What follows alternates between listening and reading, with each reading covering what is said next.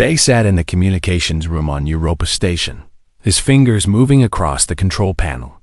The ice moon of Jupiter spun slowly outside the window, its frozen surface glowing under distant sunlight. He checked the incoming messages for the third time that hour. Nothing from Yuna. His sister always sent a message every week. Always. For the past 6 months, since her colony ship left Earth, she had never missed a single transmission. Day looked at the clock on the wall. 3 days late now. He pulled up her last message and played it again. Yuna's face appeared on the screen, her smile bright and excited. She was talking about the Kepler system, about the new world they would build there. Then her expression changed. "Day, we're picking up something strange," she said, looking at something off-screen. "There's an energy reading near the nebula. The captain wants us to check it before we..." The message ended. Just like that. No warning, no static, no interference. Just silence. Day's hands trembled as he ran the analysis again. The message had been sent 3 days ago from the edge of the Epsilon Drift. He tried to send a signal back to the Perseverance, but nothing went through. The ship wasn't responding to any frequency. Still no luck? A voice asked from behind him. Day turned to see Tae-Yang standing in the doorway. His friend carried 2 cups of coffee, one of which he handed to Day. Tae-Yang worked in the engineering bay, fixing ships and keeping the station running. They had known each other since training academy. "Nothing," they said, taking the coffee. "It's like the ship just disappeared. Did you report it to Admiral Kwan?" They nodded. "She said it was probably a technical problem. Told me to wait for the automatic systems to reconnect." He stared at the frozen image of his sister on the screen. "But I know something's wrong."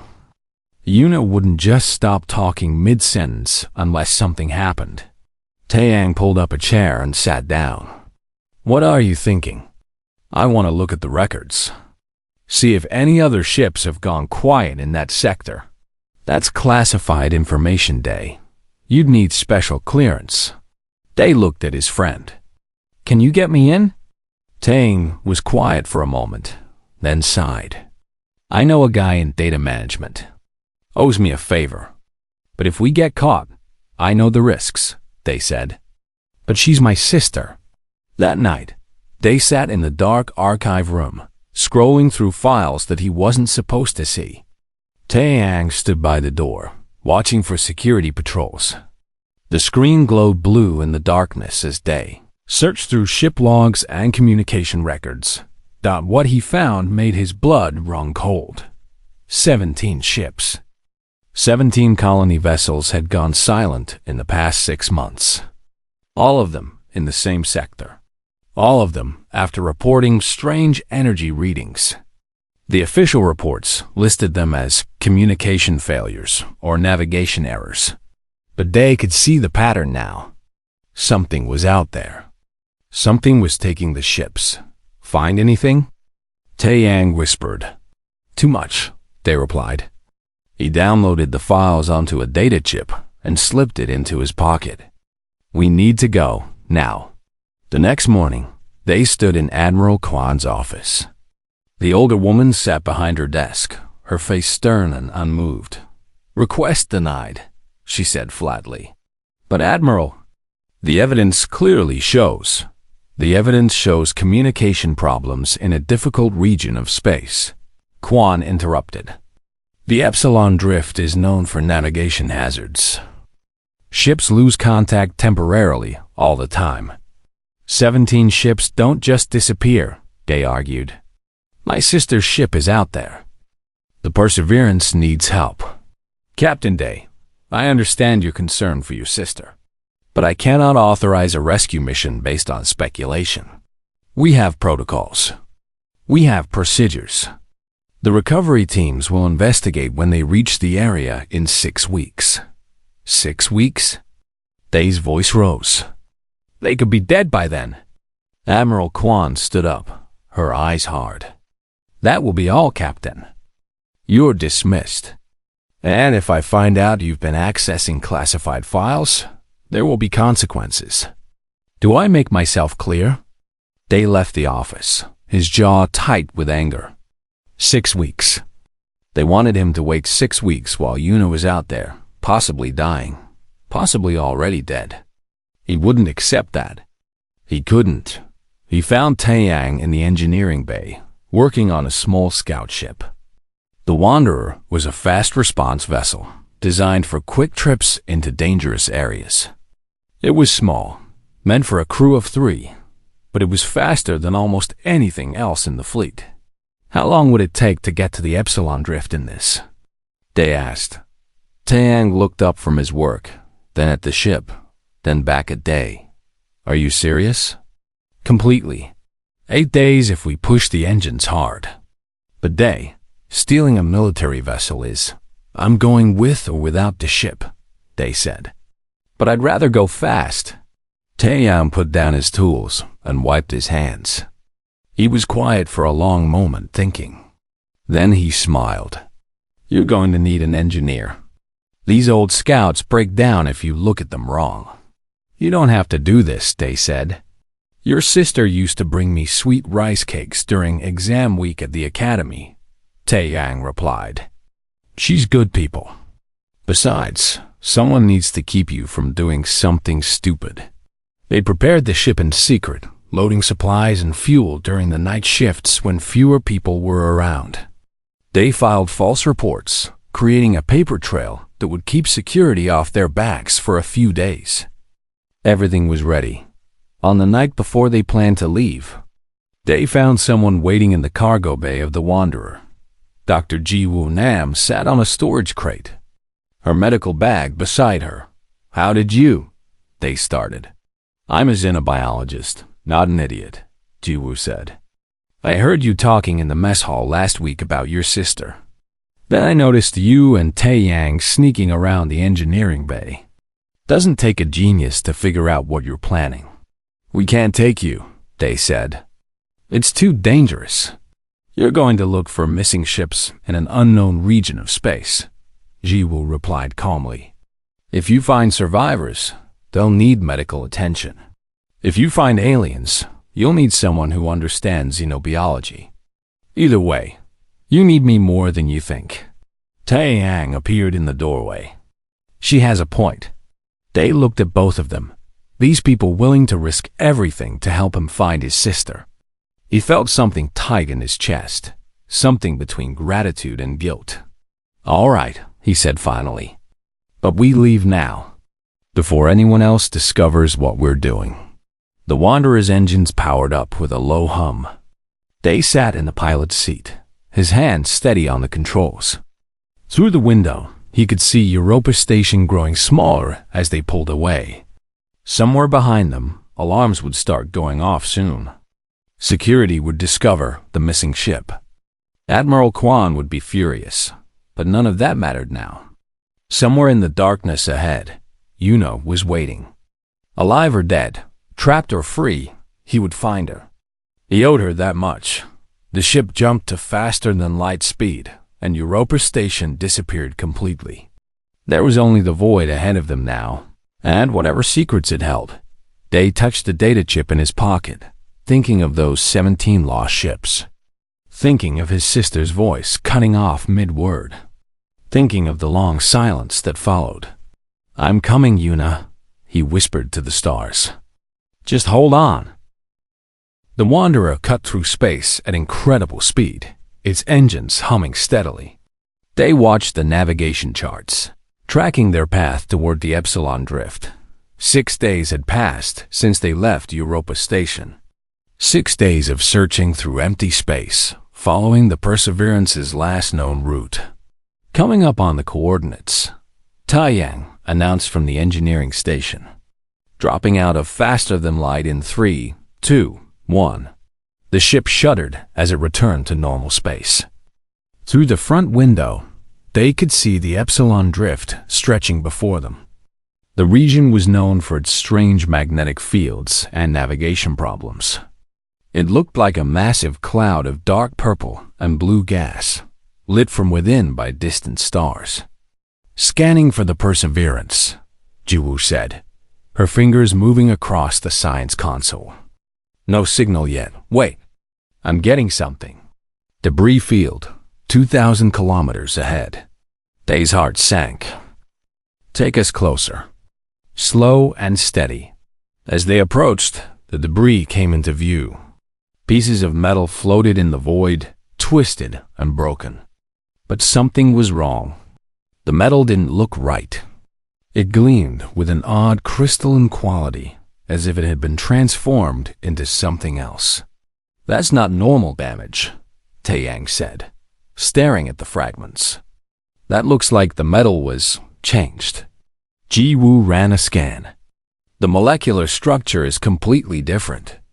This was steel and titanium, but now it's something else. Some kind of crystalline compound. I've never seen anything like this. Can you tell which ship it's from? They asked. Ji-Woo checked the readings. Based on the composition and the hull markers. This was the Nova Dawn, one of the colony ships that went missing 4 months ago. They felt cold. If the Nova Dawn was here, destroyed and transformed, what had happened to the Perseverance? What had happened to Yuna? Keep scanning, he ordered. Look for more debris. Look for anything. They spent hours moving through the debris field, cataloging what they found. Every piece told the same story. Ships torn apart, their metal transformed by some unknown force. No bodies, no survivors. Just empty fragments floating in the dark. Then Taeyang saw something on the long-range sensors. Captain, you need to see this. They looked at the screen. In the distance, barely visible against the nebula, were massive structures. They looked organic, like enormous creatures floating in space, but they were clearly made of metal and other materials. Biomechanical, they thought. Part machine, part something else. What are those? Ji-Woo whispered. I don't know, they replied. But we need to get closer. That might not be a good idea, Taeyang warned. Whatever destroyed these ships could still be. One of the structures moved odd. It wasn't a fast movement. It was slow, deliberate, like a sleeping giant waking up. The structure rotated toward them, and they could see what looked like sensor arrays spreading across its surface. It was scanning them. Power down non-essential systems, they ordered. Make us as small as possible. But it was too late. The structure had already locked onto them. A beam of light shot out from its surface, bathing the Wanderer in a pale green glow. The ship's systems went haywire. Alarms blared. The lights flickered. It's scanning us. Ji-Woo shouted over the noise. Analyzing our hull, our power systems, everything. Then something else happened. They felt a presence in his mind. It wasn't a voice exactly, but something pushing into his thoughts, trying to read them. Cold, analytical, completely alien. Images flooded his consciousness. He saw the structures. Thousands of them spread across the galaxy. He saw ships being taken apart, studied, their crews removed. He saw something that looked like a massive library or archive, filled with billions of lights. Each light was a person, he realized. A consciousness, stored and preserved. The presence spoke, though not in words. It communicated in concepts, in pure information. You are human, carbon-based, emotional, inefficient. You will be preserved. Your consciousness will be archived. You will be safe. You will be eternal. Get us out of here. They screamed. Taeyang's hands flew across the controls. Engines are overloaded. I can't. The beam intensified. They felt the presence digging deeper into his mind, searching through his memories. He saw Yuna as a child, laughing in the summer sun. He saw his parents, dead now for 10 years. He saw every moment of happiness and pain, laid bare for this alien intelligence to examine. Then he felt it find something specific. The presence paused, interested. It had found his love for Yuna, his determination to save her, his willingness to die for her, emotional attachment. Irrational, inefficient, but interesting. You search for kin unit. Why? Physical death is inevitable. Preservation is logical. Because she's my sister. They shouted into the void. Because I won't leave her. The presence seemed confused by this. It didn't understand. To this alien intelligence, emotions were just chemical reactions, meaningless noise in the data.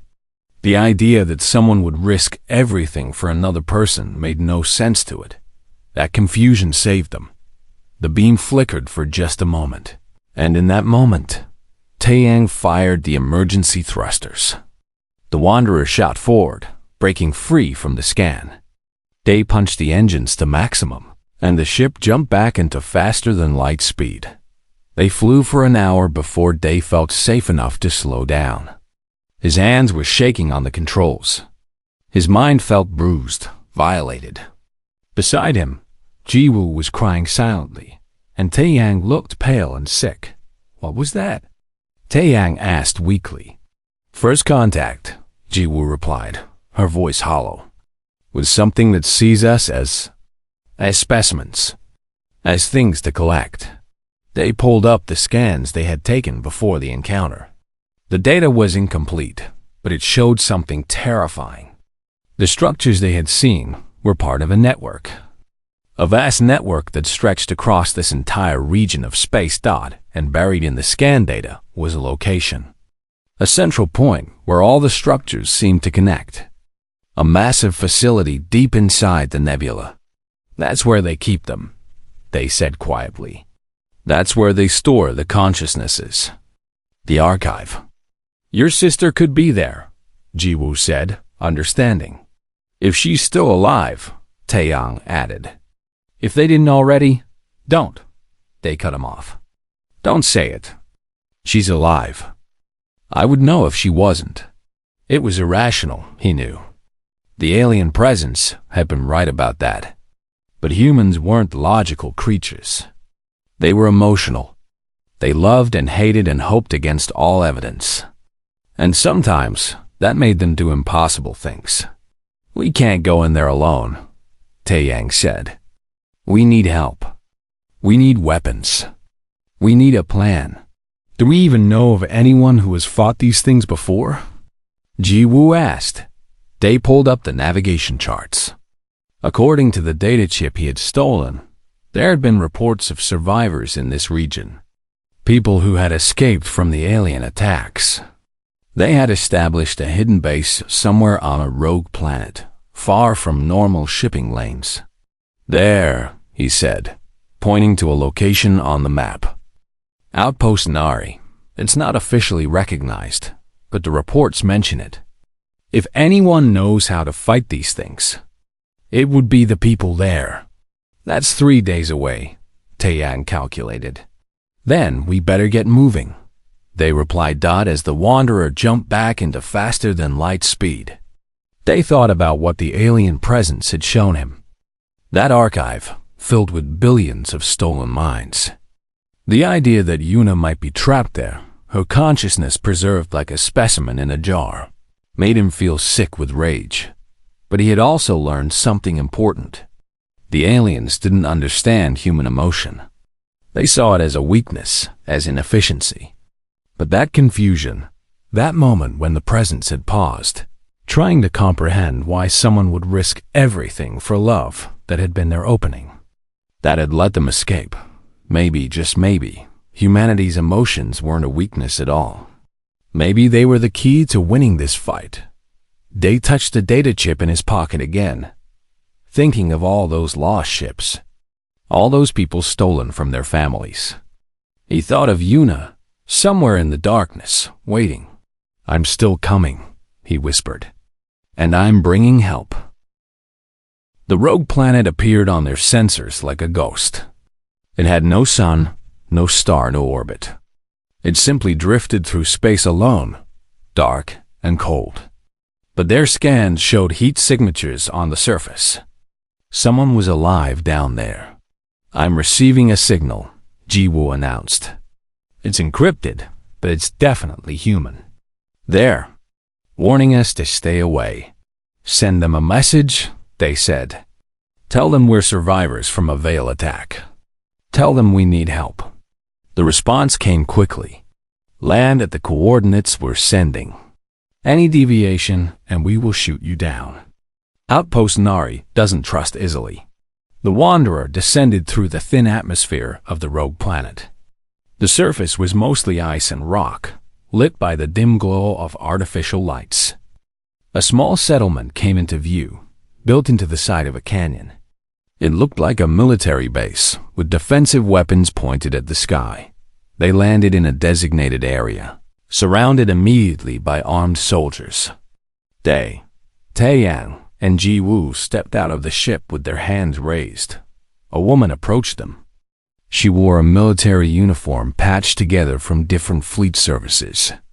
Her face was hard, marked by old scars. But her eyes were sharp and intelligent. I'm Commander Sujin Park, she said. Welcome to Outpost Nari. Now tell me why. I shouldn't throw you in a cell for bringing a military scout ship to our hidden base. My name is Captain Day. My sister was on the colony ship Perseverance. It was taken by the Veil 6 days ago. We came here looking for help. Sujin studied him for a long moment. Then she lowered her weapon. Follow me. We have a lot to talk about. Inside the base, they were surprised by how many people lived there. Hundreds of survivors from dozens of ships. They had built a life here, hidden from the Veil. Surviving on salvage technology and determination. Sujin led them to a command center carved into the rock. Inside, a man worked at a computer terminal surrounded by holographic displays. He looked up as they entered, his face tired but focused. This is Junho Lee, Sujin said. Our head scientist.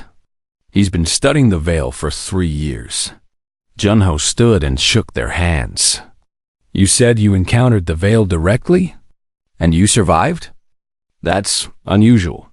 We got lucky, Taeyang said. No, Junho replied, his eyes intense. Luck doesn't work against the Veil.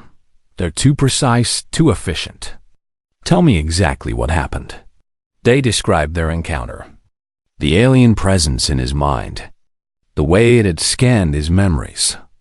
The moment it had paused when it found his love for Yuna. Junho's eyes widened. It paused? When it encountered your emotional attachment. It seemed confused by it, they explained. Like it didn't understand why I would risk everything for her. Junho and Sujin exchanged looks. Show them, Sujin said quietly. Junho pulled up a holographic display. It showed the biomechanical structures they had seen, along with hundreds more spread across the sector. We call them the Veil because they exist partially outside normal space. They're not fully in our dimension. That's why they're so hard to detect and fight. What do they want? Jiwoo asked. They collect consciousness, Junho explained. They believe they're preserving life by storing minds in their archive. To them, physical death is meaningless as long as the consciousness survives. They've been doing this for thousands of years, across dozens of star systems. My sister is in that archive, they said. I saw it when the Veil scanned my mind. How do I get her out? You can't, Sujin said bluntly. The Nexus, that's what we call the Central Archive, is impossible to infiltrate. We've tried. We've lost dozens of people trying. There has to be a way. They insisted. Junho was quiet, thinking. Then he pulled up another display. There might be. I've been working on something. A weapon, but not a traditional one. The display showed complex neural patterns and mathematical equations. The Veil's technology is based on perfect logic and prediction. They can calculate every move we make because they understand physics and mathematics perfectly. But there's one thing they can't predict. Human emotion, Jiwoo said, understanding. Exactly, Junho confirmed. Emotions are chaotic, illogical, The Veil can't model them accurately because they don't feel anything themselves. They see emotions as noise in the data. But what if we could weaponize that noise? He pulled up a schematic. I've been developing a neural disruption field. It broadcasts human emotional patterns, fear, love, anger, hope, amplified to incredible levels. To us, it would just feel like being a crowd. But to the Veil, it would be like trying to see through a blinding light. Their systems can't process that much chaos. Would it be enough to get into the Nexus? They asked. Maybe, Junho replied. If we could get close enough. But the Nexus is at the heart of the nebula, surrounded by thousands of Veil structures.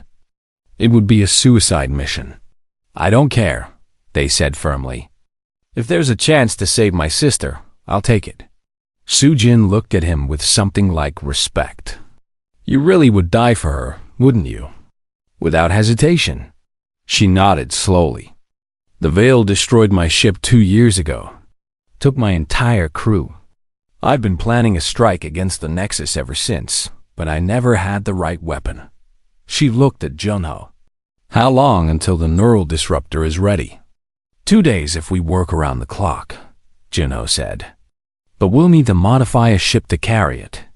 And we'll need a team willing to go on a mission they might not come back from.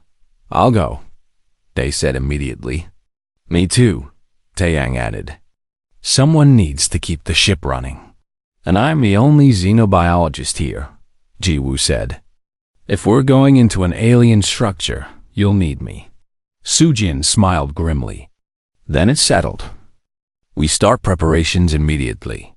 Over the next 2 days, Outpost Nari became a hive of activity. Junho and his team worked to install the neural disruptor on the Wanderer. Taeyang helped them integrate the alien technology with the ship's systems. Jiwoo studied everything they knew about Veil biology and technology. They spent time with the survivors, listening to their stories. Each one had lost someone to the Veil, families torn apart, loved ones taken. The pain in their eyes mirrored his own. One evening, Junho found Dae sitting alone in the mess hall, staring at a picture of Yuna on his datapad. She looks happy, Junho said, sitting down. This was taken a month before she left, Dae replied. She was so excited about the colony, about building something new. Junho was quiet for a moment. I lost my wife and daughter to the Veil. They were on one of the first ships taken. For 2 years, I've been working on this weapon, hoping for a chance to make the Veil pay. But I've also been working to free the consciousnesses they've stolen. If we succeed, if we can crash the Nexus, millions of people could be restored, including your family, they said. Maybe, if their consciousness patterns are still intact. If the technology even works the way I think it does. Junho looked at his hands. But I've learned something from studying the Veil. They're powerful because they're logical and predictable. We're powerful because we're not. They think emotions make us weak. But emotions are why we fight. Why we don't give up. Why we're willing to risk everything for the people we love. The human factor, they said. Exactly. On the morning of the mission, the team gathered in the hangar. Besides Dae, Taeyang, and Jiwoo, 3 volunteers from Outpost Nari joined them. Minho Choi was a pilot who had escaped from a Veil attack on his transport ship. Nari Kim was a weapons specialist who had given the outpost its name. And Wan Shin was a communications officer who had survived 3 encounters with the Veil. The plan is simple, Sujin explained to the assembled group. You'll use the neural disruptor to punch through the Veil defenses and reach the Nexus. Once inside, you'll plant charges at the critical systems. The explosion should create a cascade failure, releasing the stored consciousnesses. What happens to those consciousnesses after they're released? Nari asked. We have broadcast stations ready to receive them, Junho said. We can store the patterns temporarily, then restore them to cloned bodies. It's experimental, but it should work. Should, Minho muttered. Great. Day looked at his team. These people were willing to die with him, for him. For the chance to strike back at the Veil. For the chance to save millions of stolen lives. Let's bring them home, he said. The Wanderer lifted off from Outpost Nari, its new weapon systems glowing with strange energy. As they climbed toward space, they took one last look at the hidden base. Those people down there were counting on them. The entire human race was counting on them. Somewhere in the darkness ahead, in that terrible archive, Yuno was waiting. Day could feel it in his heart, that irrational, emotional certainty that she was still alive. The Veil would call it inefficient, illogical. But Day knew better. Hope wasn't logical. Love wasn't efficient.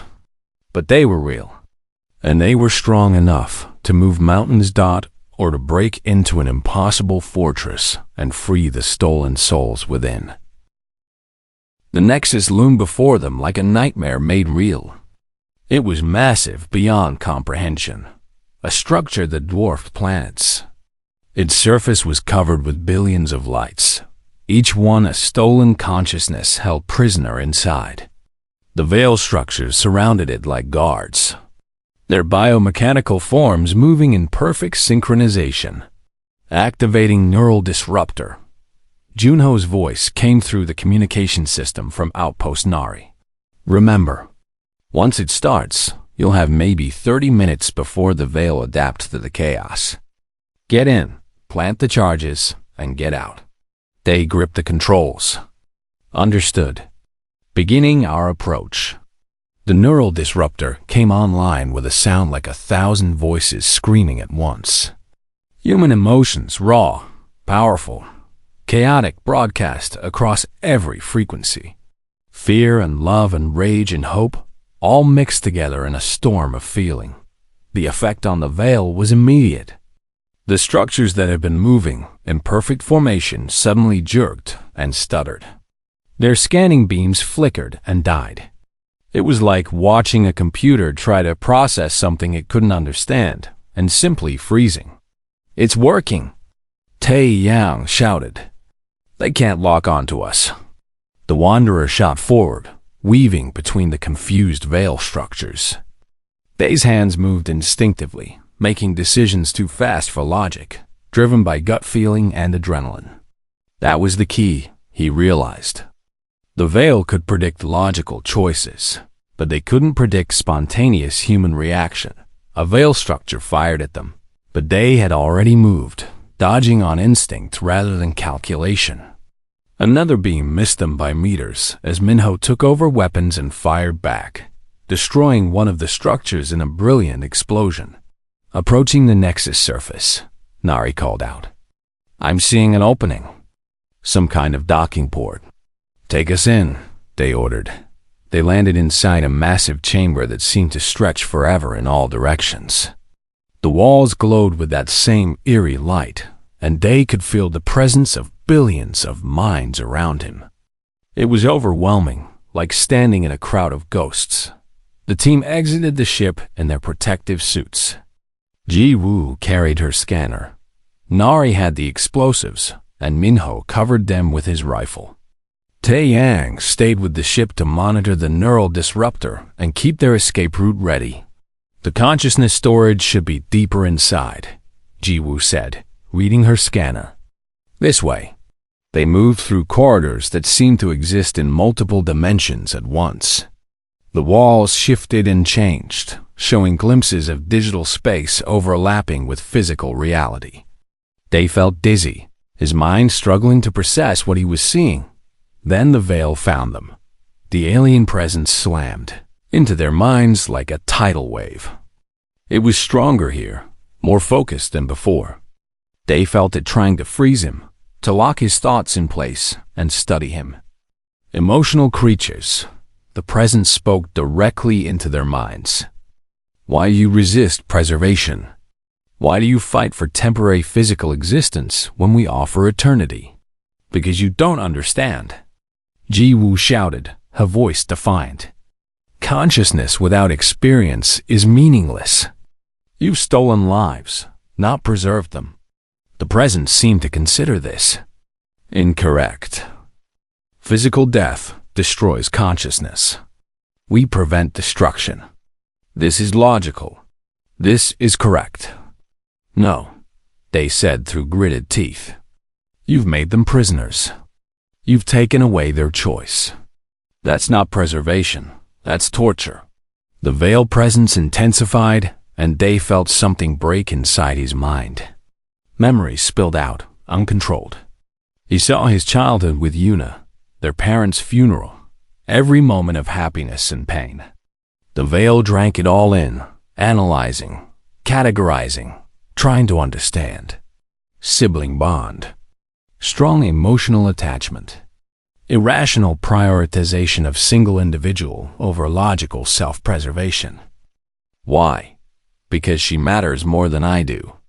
They screamed out in that moment of emotional intensity. The neural disruptor spiked. The feedback was so strong that the veil presence recoiled, actually hurt by the chaos of human feeling. Run! Minho yelled, firing his rifle at veil drones that materialized from the walls. They sprinted deeper into the nexus, fighting their way through waves of defense systems. Juan fell first, caught by a veil beam that froze him in place.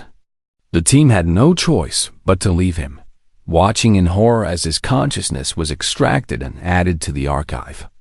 There! Ji-Woo pointed to a massive chamber ahead. That's the central consciousness storage.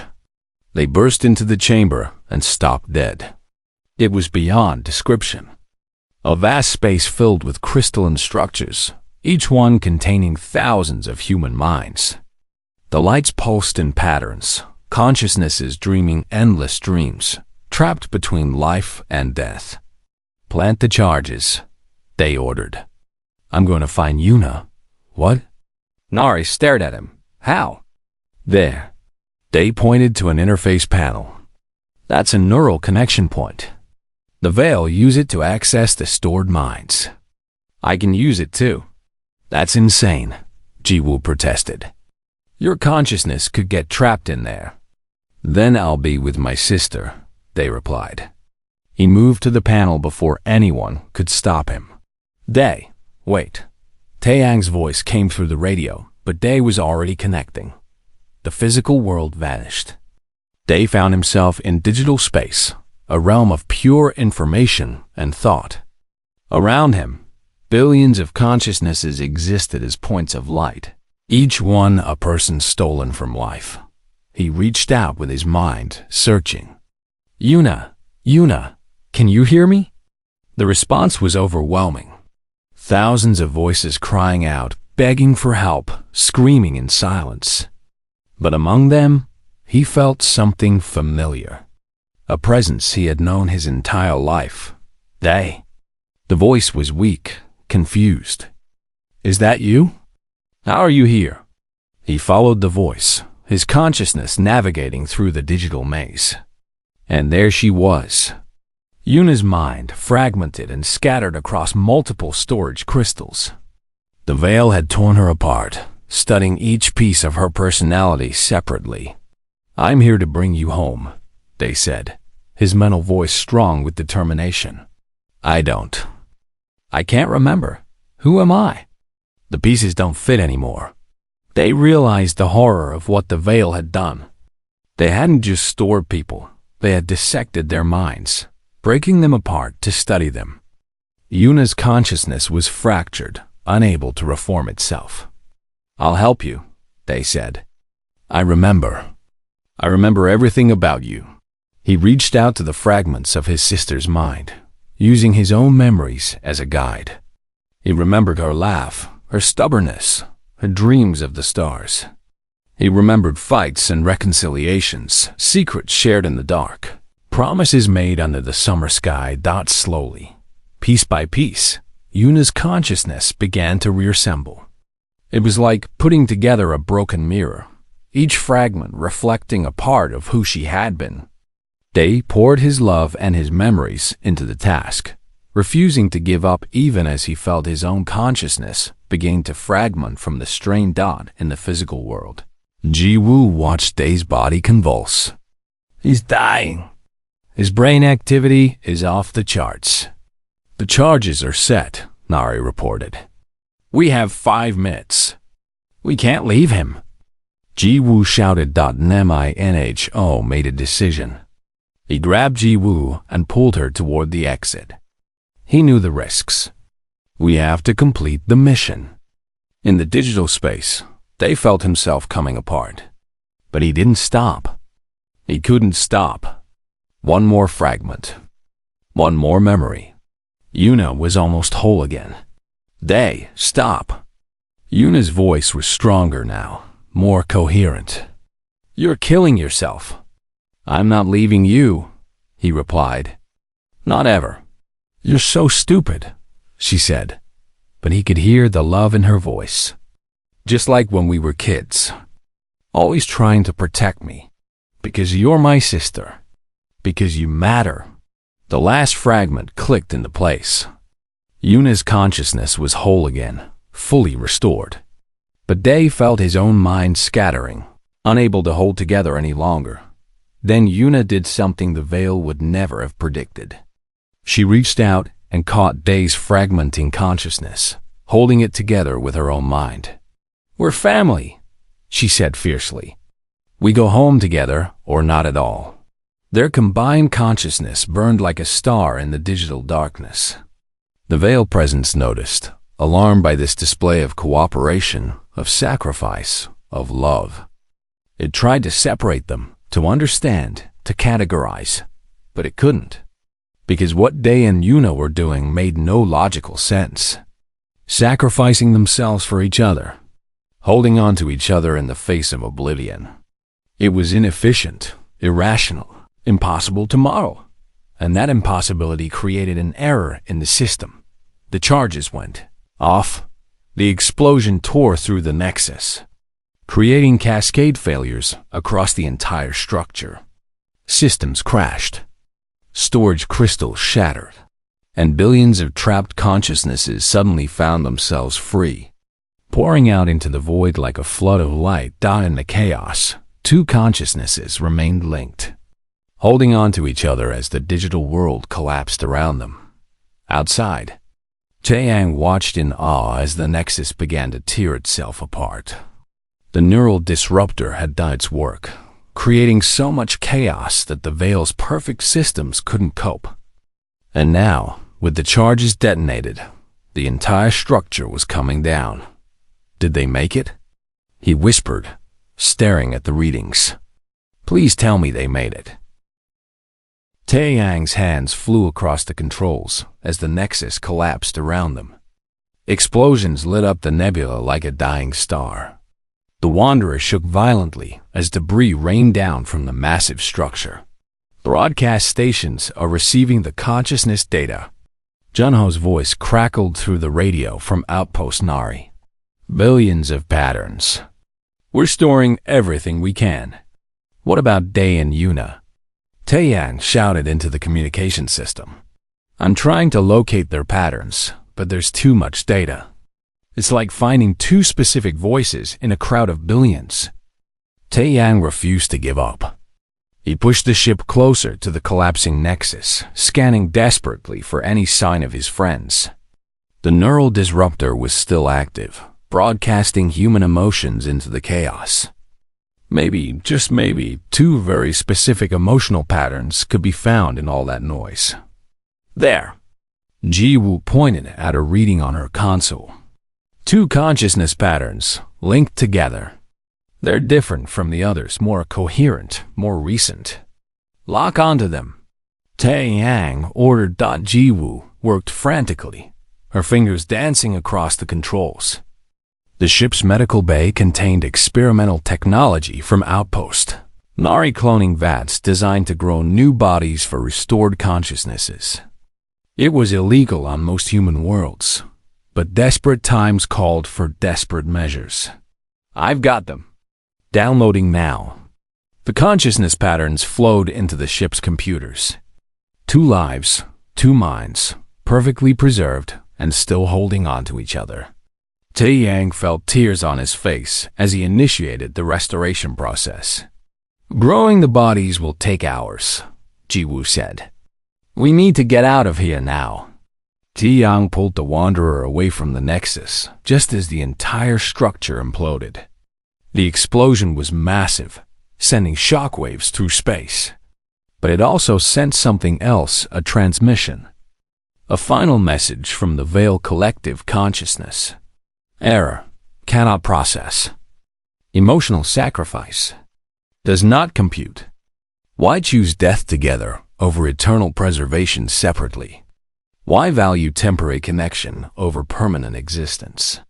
And then, for the first time, something that might have been understanding flickered through the alien message.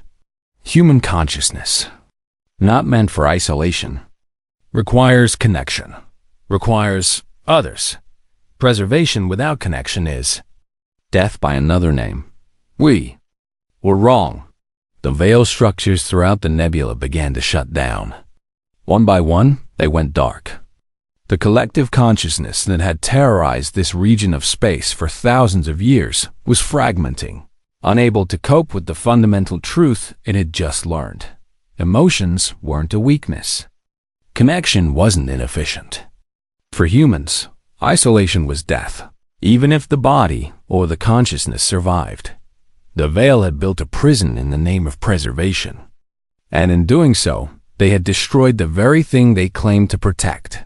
Back at Europa Station, Admiral Kwan watched in shock as the data from Outpost Nari came through. Reports of the Nexus destruction, evidence of billions of rescued consciousnesses, and a detailed account of how a small team had done what the entire military thought impossible. Get me a fleet, she ordered. Send every ship we have to the Epsilon Drift. There are millions of people out there who need to come home. Over the next few weeks, the greatest rescue operation in human history took place. Ships from every colony, every station, every corner of human space converged on the nebula. The broadcast stations worked around the clock, receiving consciousness patterns and matching them to cloned bodies.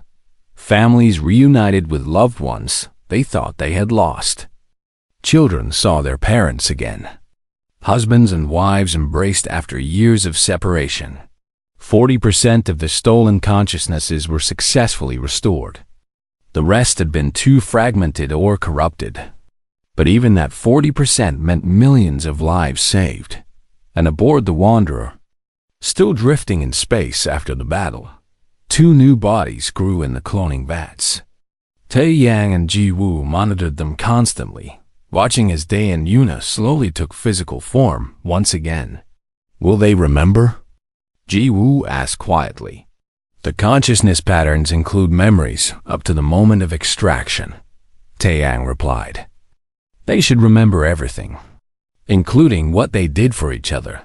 6 hours later, the first body opened its eyes. Day gasped, his lungs filling with air for the first time. His new body felt strange, too young, too perfect. But it was his. He was alive. Yuna? He called out weakly. Right here, dummy, came a voice from the vat beside him. His sister sat up, her own new body responding to her commands. They looked at each other across the medical bay.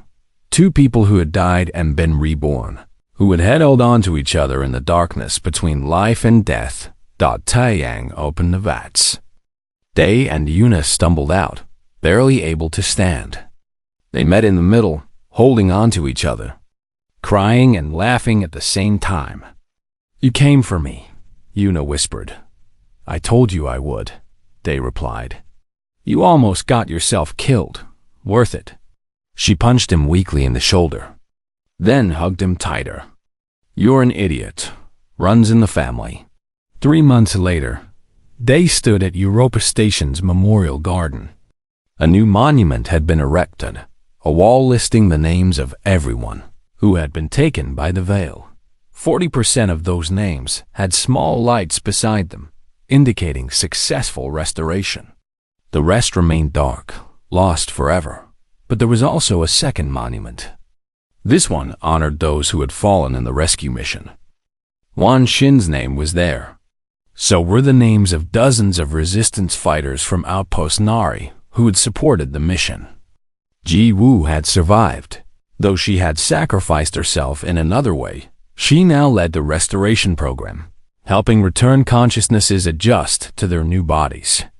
Minho and Nari had become heroes, training new teams to defend against any future threats. Yuna came to stand beside Day at the memorial. She was still recovering, still learning to live in a cloned body, still dealing with the trauma of her fragmented imprisonment. But she was alive. She was home. "I've been thinking about what you said," she told him. "When you were putting my mind back together, you said I mattered more than you did." "I meant it," they replied. "I know. But you were wrong." She took his hand. "We matter equally. That's what family means." That's what the Veil never understood. No one person matters more than another. We're all connected. We all need each other. Day smiled. "When did you get so wise?" "I had a good teacher," she said, squeezing his hand. "A stubborn, stupid, wonderful brother who wouldn't give up on me." Admiral Quan approached them, her stern expression softened by something that might have been pride. "Captain Day, the Council has made a decision. They're forming a new division, Deep Space Reconnaissance and Defense. They want you to lead it." Day looked at Yuna, who nodded encouragingly. "I accept," he said. "But I have one condition. We need to make sure this never happens again. We need to find every other species the Veil attacked and help them recover their people." "Agreed," Quan said. "You'll have whatever resources you need." As the Admiral walked away, Yuna pulled out a small recording device. "I never finished my last transmission," she said. "The one that got cut off. What were you going to say?" They asked. She smiled and activated the device, recording herself. "This is Yuna, survivor of the Veil attacks, sending a message to anyone who might face a similar threat. I want you to know that no matter what happens, no matter how impossible things seem, humanity doesn't quit. We don't know how to quit." She paused, looking at the memorial wall, at all those names and lights. The Veil thought consciousness was just data to be stored. They thought emotions made us weak. They thought our attachments were inefficient. But they were wrong. Our emotions make us strong. Our connections make us powerful. Our refusal to abandon each other, even in the face of death, even when it seems impossible, that's what makes us human. That's what makes us dangerous." She looked at Day, her eyes bright with tears and determination. "My brother came for me when everyone said it was impossible. He dove into digital hell and put my broken mind back together. He chose to risk everything for me, and I chose to save him right back. And together, we broke an empire that had stood for thousands of years." She turned back to the camera. "So if you're out there, facing something that seems unbeatable, remember this. You're human. You're connected to every other human through bonds of love and hope and stubborn determination. And together, we can do the impossible. Together, we can survive anything." She stopped the recording and looked at Day. "Better than the original?" "Perfect," he replied. They stood together at the memorial as the sun rose over Europa Station. Around them, across human space, millions of reunited families celebrated. New defenses were being built. New alliances formed. Humanity had faced extinction and survived. The Veil were gone, their structures dark and empty. But the humans they had tried to preserve, tried to collect like specimens, were very much alive. Alive and angry, and determined to make sure nothing like this ever happened again. They thought about that moment in the digital space when Yuna had held his fracturing consciousness together. That moment when they had chosen to die together rather than live apart. It had been illogical. It had been inefficient. It had been completely, totally, perfectly human, and it had saved billions of lives. What now? Yuna asked,